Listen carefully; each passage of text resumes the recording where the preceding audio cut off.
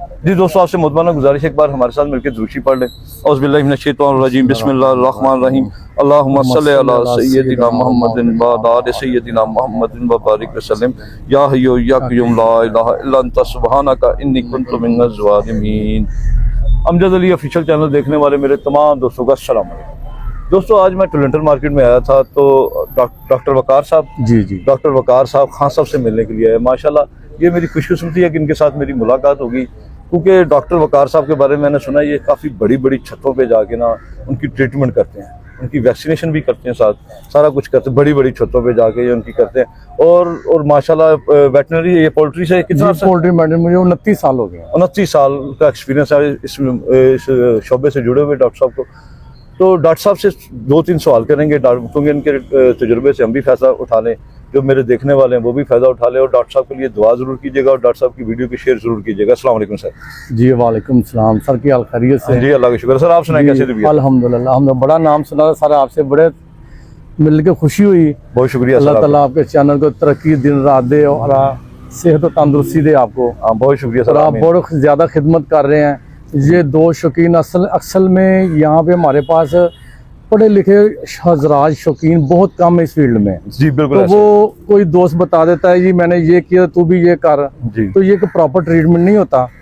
असल में बर्ड की प्रॉब्लम और उसके मुताबिक पिन पॉइंट अगर ट्रीटमेंट हो तो उसका फायदा होता है। बिल्कुल। तो ये अंधाधुंध जो फायरिंग होती है ना, वो एक वक्त में तो फायदा देता है, लेकिन उसके साइड इफेक्ट जो दूसरे ऑर्गन पे पड़ते हैं वो बाद में जानवर जो डिस्टर्ब हो जाता है। बिल्कुल ऐसे है। तो ये चीज़ें होती हैं आजकल के हवाले से।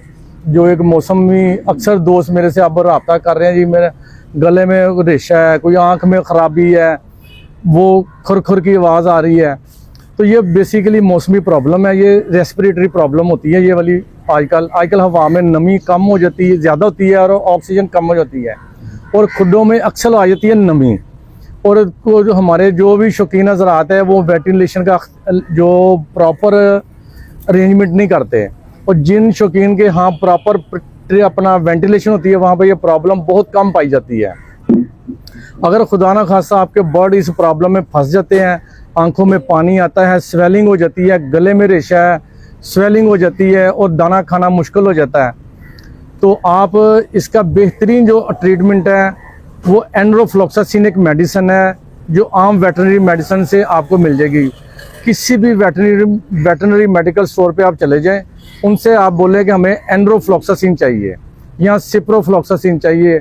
अब मन नाम है प्रोडक्ट का इसलिए नहीं ले रहा कि मार्केट में बेशुमार वैरायटी है, आप ये फार्मूला याद रखें, एंड्रोफ्लोक्सासिन, ठीक है जी। तो ये आपने 1 सीसी 1 लीटर पानी पहले दिन देना है और 1 सीसी 2 लीटर दूसरे दिन, ये 3 दिन आपने चलाना है। इंशाल्लाह ताला आपके बर्ड जो है ना ये आंखों के और गले के मसले से क्लियर हो जाएंगे। सर ये लिक्विड है या पाउडर है? ये लिक्विड है, 1 सीसी याद रखिएगा। अगर आपके बर्ड बहुत प्यार वाले हैं और तादाद कम है तो आप ऐसा करें कि 1 कप पानी का ले लें आधा, उसके अंदर आप तकरीबन ½ सीसी डाल के तो 10-10 सीसी या 15-15 सीसी बर्ड को दे दें। इंशाल्लाह ताला अगर आप सुबह देंगे तो शाम तक आपके बर्ड क्लियर हो जाएंगे। अगर शाम को देते तो सुबह तक इंशाल्लाह आपको बर्ड ये प्रॉब्लम नहीं नजर आएगी, ये गारंटी है। बहुत शुक्रिया, ठीक है जी, बहुत अच्छी चीज। हाँ, अगर ये एंड्रोफ्लोक्सासिन आपको नहीं मिलती, टेलोडॉक्स ले लें, जहाँ अगर एक आध परिंदा तो विब्रामाइसिन कैप्सूल भी काम करेगा, लेकिन इस सबसे ज्यादा अच्छा जो है ना वो एंड्रोफ्लोक्सासिन है, क्योंकि तादाद अक्सर शौकीन हज़रात के पास ज्यादा, तो एक बर्ड को पकड़ के देना वो मुश्किल है। तो बेहतरीन यही है कि आप 1 सीसी पानी में डालें और जानवर आराम से पी ले, तो आपका ये प्रॉब्लम इंशाल्लाह ताला एक दिन हद दूसरे दिन खत्म हो जाएगा। और सेकंडली की कोशिश करेंगे अपने शेड के अंदर, केजेस के अंदर नमी ना आए, जिसकी वजह से ये प्रॉब्लम क्रिएट होती है। और दूसरा सेकंडली अक्सर लोग जो गिला करते हैं, शिकवा करते हैं जी हमें प्रॉब्लम होती है, एंडी आ जाते हैं, अपना लकवा आ गया, झोला आ गया, भाईजान उसमें 99% जो किरदार है वो शौकीन का खुद अपनी अब कमजोरी है। वो क्या है कि ना दाना साफ डालना, ना दाने की उसको कोई क्वालिटी का पता है, बस फलां दुकान से ले आए 2 किलो, फलां दुकान से 1 किलो ले आए, तो वो जिसकी वजह से ये प्रॉब्लम क्रिएट होती है। टॉक्सिन वाला दाना मिलता है, फंगस वाला दाना मिलता है, कोई ग्रेडिंग नहीं है, कोई उसकी एफिकेसी नहीं है। तो आप लोगों से शौकीन हज़रात से यही दरख्वास्त है कि कोशिश कीजिए कि दाना इकट्ठा लें, कम से कम 15 दिन महीने का दाना हो और साफ़ सुथरा हो। आप उस चीज़ को अच्छी तरह ग्रेन्स को चेक कर लें, अगर आपको शक महसूस हो धो लें, खुशक करके डालें। इंशाल्लाह ताला ये 99% आपके पास प्रॉब्लम रानी के लकवे झोले का नहीं आएगा। ये 110% मैं आपको गारंटी से कहता हूँ कि ये हमारी फीड एंड टेक की वजह से हमारे पास प्रॉब्लम्स आती हैं। अब मैं नाम नहीं लेना चाहता, बल्कि इशारतन मैं आपसे बात करता हूँ कि हमारे जो बड़े लेजेंड उस्ताद हैं, अल्लाह ताला इनकी ज़िंदगी दे, इन्हीं की बदौलत हम कई घरों के रोज़गार चल रहे हैं, कई शौकीन इनसे फ़ायदा उठा रहे हैं। उनका माशाल्लाह तकरीबन 6-6 माह 3-3 माह साल का दाना इकट्ठा आता है। अल्हम्दुलिल्लाह मुझे नहीं उम्मीद है कि उनके घर में ये कभी प्रॉब्लम बनती हो। हमेशा उन घरों में प्रॉब्लम बनती है जहाँ पे दाना की कभी इस दुकान से, कभी उस दुकान से, कभी फलां से, कभी फलां से। थोड़ा तो ये वो इसलिए कि क्वालिटी मेंटेन नहीं रख सकते ना, रेशो एक दफा बरकरार नहीं कर सकते, फिर उनको पहचान नहीं है दाने के अंदर फंगस लगी हुई है, क्या मसला है। सर इसका थोड़ा सा तरीका बताएंगे, उसकी दाने की क्वालिटी कैसे चेक की जाए? दाने, हाँ, जैसे ये देखें आजकल जैसे नमी का मौसम चल रहा है, आप बाजरा लेते हैं, बाजरा को उठाएं, उसको हल्की सी स्मेल लें, आपको उसके फौरन पता चल गया। जैसे उल्ली की स्मेल आती है, फंगस की स्मेल आती है, तो आपको पता चल जाएगा ये दाना गलत है। आप खिलाएंगे जानवर को, जानवर लूज ड्रॉपिंग शुरू कर देगा, पेस्टिंग उसकी ड्रॉपिंग शुरू हो जाएगी और वो कमजोर हो जाएगा, उसका इम्यून लेवल खत्म होगा, फिर वो अंडी जो लगी अलामत हो जाएगा, उसमें आ जाएगा, कोई भी प्रॉब्लम उसको अटैक कर देगी। तो इसका बेहतरीन हल है कि अपनी फीड पे ध्यान करें, अपना दाना अच्छा ग्रेन्स दें, तो इंशाल्लाह ताला ये प्रॉब्लम आपको नहीं आती, ये गारंटी है। अच्छा सर, ये दाने की वजह से सारी प्रॉब्लम्स आती हैं? 110% जो दाने का प्रॉब्लम है। अब बेशुमार लोग जो हैं, कोई जनाब पानी लसोटे में दे रहा है, कोई फलां वैक्सीन कर रहा है, कोई फलां वैक्सीन कर रहा है, हालांकि ये चीजें इसके लिए रिकमेंडेड ही नहीं है। सही। जो जितना हमने पोल्ट्री की मेडिसिन सब इसमें कन्वर्ट कर दी है, हमने आप इनको जानवरों को इतना बेवफा वैक्सीनेशन के अपने खुद वायरस हमने इंट्रोड्यूस इनके अंदर करा दिए हैं। जो वायरस क्या है वो उसकी अलामत किसी को पता ही नहीं है, और जो कोई कहता है फलां वैक्सीन कर दो, फलां वैक्सीन कर दो, बस इसी तरह हमने बेतरतीबा कर दिया वो सारा काम। अच्छा, हम उधर से सुन के कर देते हैं, उस उस्ताद ने ये उसकी रीजन ये है ना, उसकी रीजन ये है कि अब कुछ अरसा से बड़े लेजेंड और पढ़े लिखे बहुत अच्छे शौकीन हज़रात इसमें इन हुए हैं, उन्होंने इम्पोर्टेड मेडिसिन मंगवाई है, बेहतरीन उन्होंने ट्रीटमेंट शुरू किए हैं, जिसकी वजह से अब काफी हद तक इसके ऊपर कंट्रोल आ चुका हुआ है, काफी अफाका हो चुका हुआ है। अब मुसीबत ये है कि अब जो इम्पोर्टेड मेडिसिन वो इतनी एक्सपेंसिव है, अब किसी शौकीन के पास बर्ड कम है, वो जब मेडिसिन लेता है वो कीमत होती है हजारों में, वो बेचारा खामोश होकर वापस आ जाता है। फिर वो इंसानी मेडिसिन के ऊपर शिफ्ट हो जाता है, यार ये तू 6, 7, 8 गोलियां मिक्स कर, कोई ना कोई तो निशाने पे लगेगी ना, तो वो उसको दे देते हैं। तो ये प्रॉपर ट्रीटमेंट किया होता है, उसके साथ उनकी किडनी डैमेज हो जाती है, हैवी एंटीबायोटिक देते हैं, उसके साइड इफेक्ट भी बाद में आते हैं।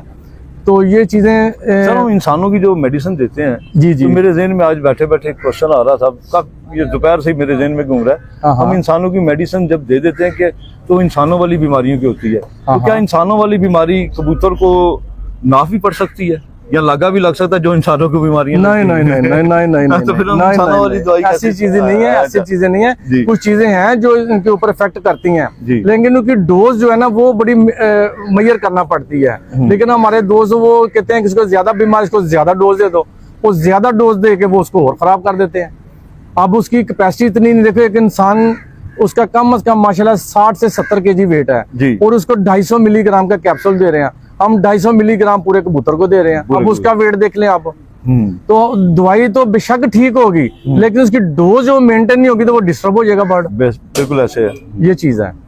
तो इसलिए ये पोल्ट्री मेडिसिन जो होती है वो इफेक्टिव उसके टोटल मिकदार पूरी मेजरमेंट की होती है। अच्छा, तो इसलिए उसका साइड इफेक्ट नहीं आता। सर लकवे झोले का भी कोई इलाज मुमकिन है? ये देखिए, ये बेसिकली है वायरल प्रॉब्लम, इसका पूरी दुनिया में कोई 110% ट्रीटमेंट नहीं है। सही, ठीक है। अक्सर शौकीन दोस्त अहबाब, उनकी काविश है, उनकी मेहनत है, उनकी लगन है, तो वो काफी हद तक इसके ऊपर अपने उन्होंने नुस्खे लगा के वो कामयाब हुए हैं। लेकिन ट्रीटमेंट वही होता है कि जो आप करें और उसका आपको रिजल्ट मिले, वो ट्रीटमेंट कहलाता है। ये नहीं है कि आपने अब ट्रीटमेंट शुरू कर दिया, अब दवाएं भी शुरू कर दे साथ, तो ये नहीं बात होती। लेकिन इसके ऊपर काफी हद तक जो मैथिक बॉल या नैरोबेन जो टैबलेट है या इंजेक्शन है वो काफी इसके ऊपर सपोर्ट करता है, और साथ ई सेलेनियम दें। अगर खुदा ना खास्ता कोई फ्लॉक डिस्टर्ब हो जाता है तो आप फिर उसके अंदर भी एंड्रो और ई सेलेनियम या ई सेल वगैरह दें, तो इंशाल्लाह ताला बर्ड काफ़ी हद तक कंट्रोल हो जाते हैं। और उस वक्त क्या होता है, ज़्यादा जानवरों की हमें तवज्जो की ज़रूरत होती है, उनको फीड एंड खाना खिलाएं, पानी पिलाएं, उनकी स्ट्रगल करें। और हम जब देखते हैं बीमार हो गए जानवर, हमारा फलाना कोई शौकला जानवर डिस्टर्ब हो गया, हम डिसाइड को दाना पानी भी डालना छोड़ देते हैं, या तू अपने किसी मोहब्बत को या किसी शौकीन को कहते हैं तू दाना पानी, मेरा दिल टूट गया। तो उस वक्त खुदारा आप खुद मेहनत करें, उनको हाथ से खिलाएं।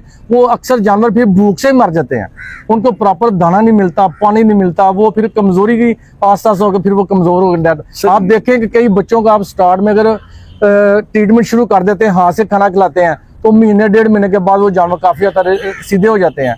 तो वो आपकी उस वक्त सख्त तवज्जो के मरकूज होते हैं, जरूरत होती है जो आप उस वक्त देते हैं। मैं तो कहता हूँ ये मतलबी बंदा होगा वो जो इस तरह करता होगा, जब उसे खुद को जरूरत है उसकी परवाज की, तो उससे वो बड़े जोरों से शोरों से परवाज लेता है। हाँ। जब कबूतर बीमार हो गया उस वक्त उसे अपने मालिक की जरूरत है। हाँ। और फिर कहता है मेरा देखने को दिल नहीं कर रहा, मैं इंज कर लो वो। हाँ। ये तो सर ये तो मुनाफिकत हुई ये ना। ये नहीं, इसको मुनाफिक नहीं कहते, इसको बेसिकली कहते हैं इश्क, शौक कहते हैं इसको। वो उसकी जो अंदर की जो ख्वाहिश या उसकी जो तलब होती ना, वो डिस्टर्ब हो रही होती है। सही। वो असल में उनसे इश्क करता है। आप इसकी मैं मिसाल आपको ऐसे दे सकता हूँ जी कि देखें कि हमारा सबसे करीबी खूनी रिश्ता वालिदैन के साथ है, हमारी औलाद के साथ है। आप यकीन करें, मैं अक्सर शौकीनों से मिला हूँ, वालदा बीमार है, बच्चे बीमार है, वो काम पे गया हुआ है, वो कभी किसी काम पे निकला हुआ अपनी ड्यूटी जॉब कर रहा है। अगर खुदा न खासा जानवर डिस्टर्ब हो गया, उसने दफ्तर छुट्टी कर लेनी है। ठीक है, अपने बच्चों को इतना टाइम नहीं देते जितना टाइम वो अपने परिंदों को शौक देते हैं। ठीक है, ये उनकी मोहब्बत की अलामत है कि वो दिल डिसाइड हो जाना। तो ये मेरा कहने का मतलब ये है कि उस वक्त आपकी ज्यादा जरूरत है उनको जिस वक्त परिंदा आपका डिस्टर्ब हो। और दूसरी बात यह है कि आप जब बच्चा कोई बीमार हो, बड़ा बीमार हो, कोई कबूतर बीमार हो, खुदारा आप उनकी अशद ज़रूरत है आपको उनकी, आप उनकी मुकम्मल ट्रीटमेंट कर गए। वो खुदा की कसम मैं आपको यकीन से कह सकता हूँ, इसका इनाम अल्लाह ताला की ज़ात आपको देगी कि आपने उसकी इतनी खिदमत की है। अल्लाह ताला उसकी बदौलत आपको बड़ी चीज़ों से नवाज देगा। बेशक। अगर अच्छा, अक्सर शौकीन क्या करते हैं, यार बच्चा छोटा है, पानी नहीं मिला, कमज़ोरी से मर गया, तवज्जो नहीं दी, इसका जुल्म भी आपके ऊपर ही आएगा। जो जानवर बीमार होता है उसको तवज्जो दे, वो आपके मरूने मिन्नत है, आपकी कैद में है, तो इसकी जिम्मेदारी आपकी है, तो आप उसके ऊपर तवज्जो दें। तो इंशाल्लाह ताला आप इनको तवज्जो दें, इनकी सेहतमंदी ये आपको दुआएं देंगे इंशाल्लाह। आप देखें छत पे जाते हैं, जब आपको ये जानवर देते हैं तो चहचहाना शुरू करते हैं, ये आपकी मोहब्बत का इजहार करते हैं। तो आप भी इनके साथ इसी तरह तावन करें। बेहतर सर। डॉक्टर साहब वो बात बीच में रहेगी लकवे झोले वाली, इसकी ट्रीटमेंट कैसे मुमकिन है? इसकी ट्रीटमेंट बेसिकली मैं पहले भी यही बता चुका हूँ कि आप 110% तवज्जो दें कि दाना साफ सुथरा और अच्छा हो। सही। जितना दाना अच्छा होगा आपके पास ये प्रॉब्लम्स नहीं आएंगी। अक्सर हमारे दोस्तों को दाने की पहचान ही नहीं होती, वो 8-10 तोड़े ला के 20 तोड़े ला के रख दिए, वो ऊपर से तो चलते रहते हैं, जब नीचे आते नीचे वो नमी के साथ फंगस के साथ वो उनको एंट्राइटिस हो जाती है। तो वो क्या करते हैं कि जब वो दाना शुरू होता है तो जानवर डिस्टर्ब हो जाते हैं, कहते हैं दाना तो वही चला आ रहा है, लेकिन उनको ये काम नहीं करता कि उनको नमी आ गई है, जानवर दाना जो वजन के साथ वो नीचे वाला दाना वो खराब हो गया। तो ये चीजें ये इसके ऊपर फोकस करें तो आपको ये प्रॉब्लम नहीं आएंगी। आप ये वैक्सीन की जो ठीक है वो अपनी एक जगह के हिफाजती इक़दाम आते हैं जो आप करते हैं जी। तो वैक्सीन की भी मैं मिसाल आपको ऐसे दे देता हूँ कि ये 100% इलाज नहीं है। अगर आप कहते हैं कि मैंने वैक्सीन की है और मेरे परिंदों से पाक हो गए, बीमारी से पाक हो गए, ये खुदारा ये बात हकीकत नहीं है। ये आप अपने आप को किसी हद तक सेफ साइड पे लेके जाते हैं। ठीक है, अगर परिंदों को वैक्सीन के दौरान भी स्ट्रेस आ जाता है तो आपका आउटब्रेक हो सकती है। तो दूसरे नंबर पे ये है कि इसकी मिसाल ऐसे मैं आपको देता हूँ कि हवा आपको नजर नहीं आती। ठीक है, जो एक चीज आपको नजर ही नहीं आ रही आप उसका क्या इलाज करेंगे? सही। अब हवा के लिए आपको ये पता चलता है ये चीज गिर दी, वहां दूसरी तरफ से हवा आई, इधर गिर गई, इस तरफ से हवा आई। ठीक है, इसी तरह वायरस भी है। वायरस नजर नहीं आता, ना खुर्दबीन में, ना दूरबीन में, ये किसी चीज में, ना माइक्रोस्कोप में ये नजर आता है।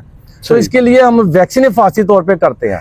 सही। तो बेहतरीन हाल इसका ये है कि आप इसकी फीड एंड टेक अच्छी करें, आप इनका रख रखाव अच्छा रखें, तो आपको ये प्रॉब्लम्स नहीं आएंगी। ये मैं गारंटी से आपको कहता हूँ। आप जितना अच्छा इनका दाना रखेंगे, जितनी अच्छी आप इनकी केयर करेंगे, ये प्रॉब्लम्स आपको नहीं आएंगी। ये सिर्फ हमारी मिस मैनेजमेंट की वजह से हम इन प्रॉब्लम में फंसते हैं। अगर बाहर से कोई परिंदा लेके आते हैं तो आप उसको कैरी टाइम करें, सेपरेट रखें, 8-10 दिन उसकी लहदा से सफाई सुथराई, दाना पानी उसका ख्याल रखें, उसके बाद फिर उसको साफ सुथरा करके तो अपने जानवर के अंदर शिफ्ट करें। तो मैं गारंटी से कहता हूँ कि आपको इंशाल्लाह ये प्रॉब्लम्स नहीं आएंगी। सही, बहुत शुक्रिया डॉक्टर साहब आपका। Thank you ji, thank you. दोस्तों उम्मीद करता हूँ कि आपको वीडियो ज़रूर पसंद आई होगी। डॉक्टर साहब ने बहुत अच्छी टिप्स भी दी हैं, बहुत अच्छे तरीके से समझाया भी है, और मेरे ख्याल से अनएजुकेटेड आदमी भी अच्छे तरीके से समझ लेगा। डॉक्टर साहब ने इतने सलीस तरीके से समझाया, तो डॉक्टर साहब के लिए आपका इसके लिए बहुत शुक्रिया sir. Thank you ji, thank you, कोई मसला नहीं सर। तो दोस्तों वीडियो को ज़रूर शेयर कीजिएगा डॉक्टर साहब की, और डॉक्टर साहब के लिए अच्छे अच्छे कमेंट्स भी कीजिएगा।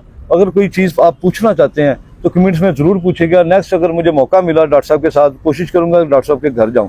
आज तो ये टोरंटो मार्केट में खान साहब से मिलने के लिए आए हैं, तो इत्तेफाक से मुलाकात हो गई। तो ऐसे डॉक्टर साहब आप टोरंटो मार्केट के बारे में कोई मैसेज दोस्तों को देना पसंद करेंगे? यहाँ परिंदे कैसे होते हैं?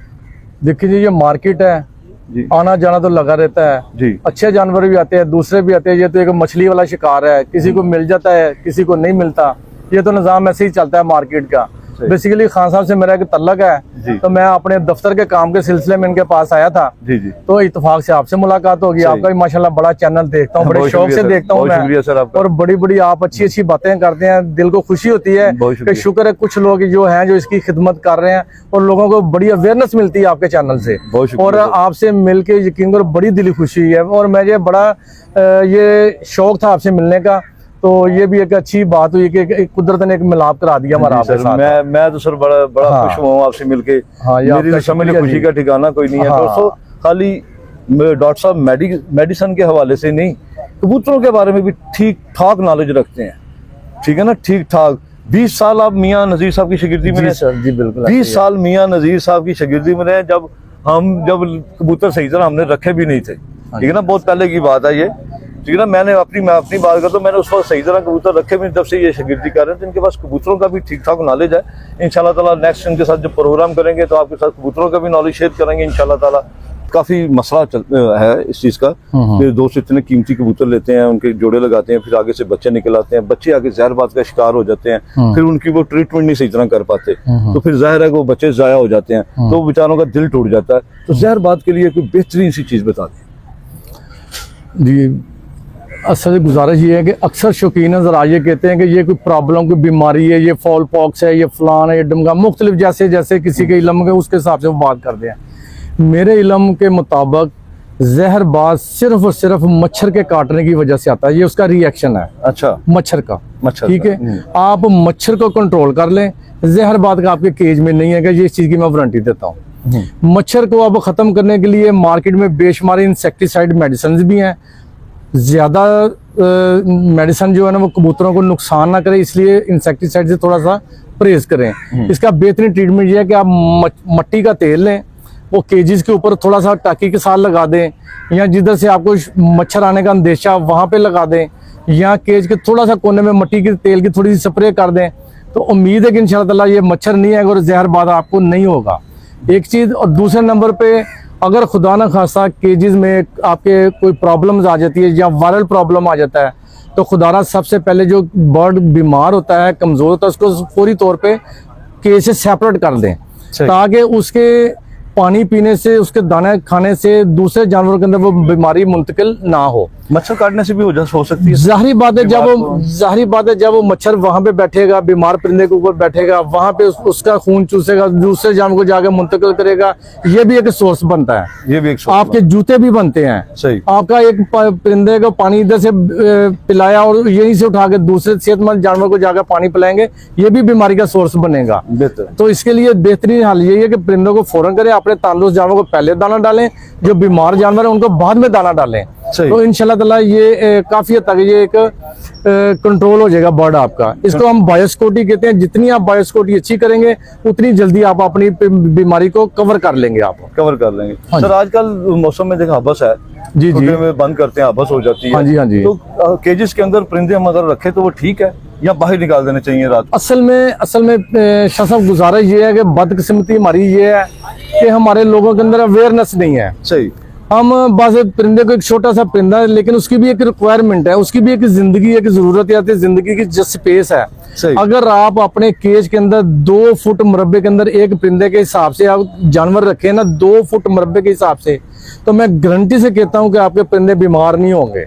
सही। रीजन क्या है, केजेस छोटे हैं, जानवर बेतहाशा हैं, उनकी सांस प्रॉब्लम, उनके वेंटिलेशन का प्रॉब्लम, वो खुद ब खुद आप अंदाजा करें कि एक कमरे के अंदर अगर 4 बंदे 3 बंदे तो वो खुशहाल लाइफ गुजार रहे हैं, वहीं पे अगर 10 से 12 बंदे हो जाएंगे तो आपको खुद ही अंदाजा करेंगे, सांस लेना, खाना पीना, सोना, आप ज़हनी तौर पे टेंशन में आ जाएंगे। सही। तो यही स्ट्रेस आता है परिंदों के ऊपर। सही। ये चीजें आप अपनी जिंदगी में नोट करके देख लें कि जितने जानवर कम होंगे उतना जानवर खुशहाल होंगे, जितने जानवर ज्यादा और जगह तंग होगी जानवर डिस्टर्ब हो जाएंगे। हाँ जी। तो केजेस, दोस्तों बड़ी अच्छी बात बताई डॉक्टर साहब ने कि आप अपने केजेस को भी थोड़ा खुला रखें। हाँ जी। की तादाद, वेंटिलेशन बहुत जरूरी है। हाँ जी, अपने परिंदों की तादाद थोड़ी कम रखें। हाँ। ताकि आपके कबूतर खुशहाल रहें, और बीमारी भी उन्हें कम पड़ती है। जो कबूतर ज्यादा हाँ। ठापे छापे खुशहाल मोड में रहता है ना, उसे बीमारी भी कम पड़ती है। हाँ, तो डॉक्टर साहब माशाल्लाह बड़ी अच्छी मैं आपको एक बात और बता देता हूँ। जी जी।